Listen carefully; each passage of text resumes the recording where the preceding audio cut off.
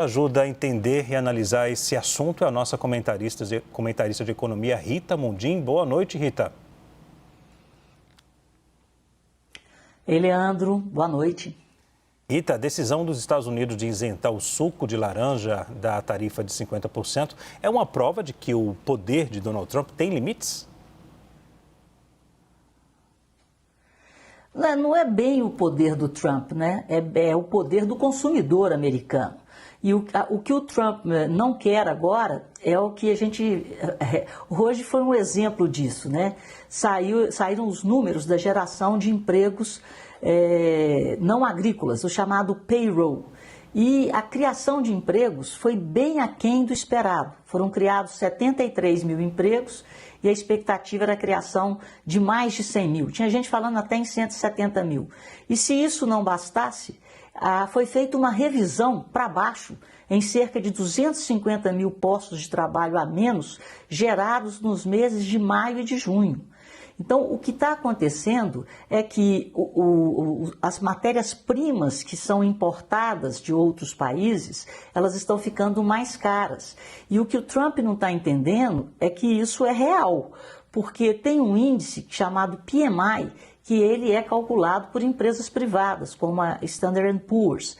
Esse índice mostrou que, em julho, a atividade industrial nos Estados Unidos recuou de 49 pontos em junho para 48 pontos. Por que eu estou falando isso?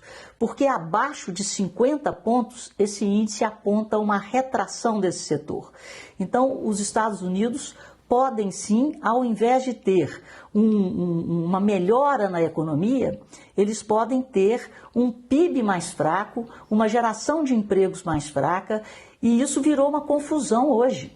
O Trump demitiu a comissária responsável pelas estatísticas do emprego nos Estados Unidos. Lá tem o Bureau, né, das Estatísticas do Trabalho, que é o BLS, e ela foi mandada embora. Ela foi demitida, ele já substituiu, porque ele falou que os dados foram manipulados.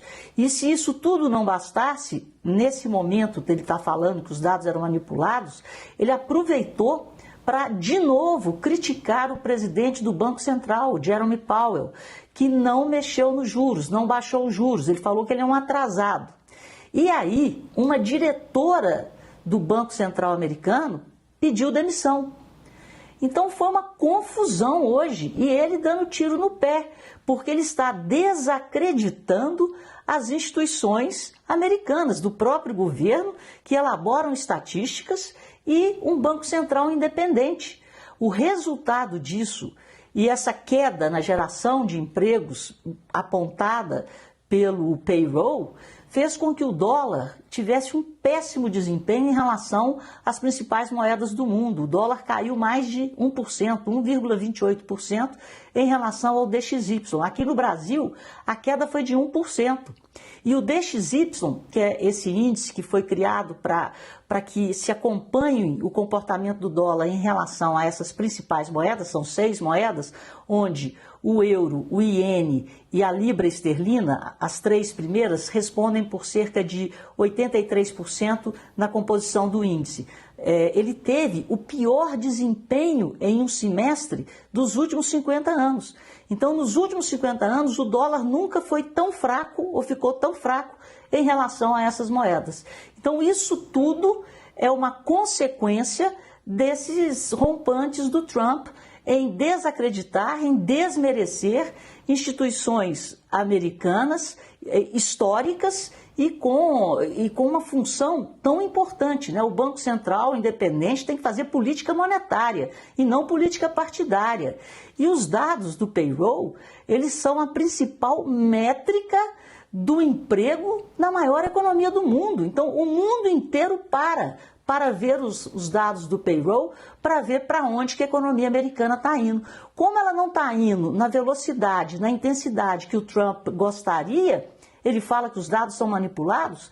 Então, gente, foi uma confusão. E se tudo isso não bastasse, ele deu um ultimato para a Rússia acabar a guerra em 10 dias, os russos não gostaram e ele deslocou 2 submarinos nucleares em direção à Rússia. Então hoje foi uma confusão, as bolsas caíram, o dólar ficou mais fraco, aqui no Brasil, né, o juro subiu, foi confusão, uma confusão mesmo, viu, Leandro? Ele está botando o mundo de cabeça para baixo. Rita, e como ficou o fechamento do mercado nesta semana, hein? Na semana do tarifaço? Olha, é uma coisa que geralmente não acontece, porque o dólar e a bolsa, geralmente eles têm sinais opostos. Mas nessa semana caiu o dólar, graças ao Trump aí, e a bolsa caiu também. Na semana a bolsa caiu quase 0,7, o dólar caiu 0,29.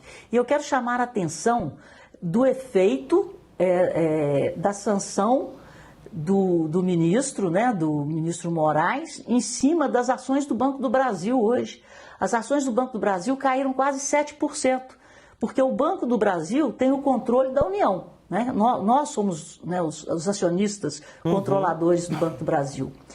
E como é que vai ficar o Banco do Brasil, né, em relação a essa sanção ao Moraes, porque ele tem escritório nos Estados Unidos, ele tem cartão de crédito das bandeiras americanas, então as ações despencaram, caíram quase 7%, em consequência dessa sanção.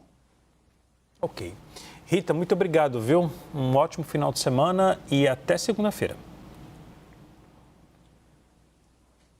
Até!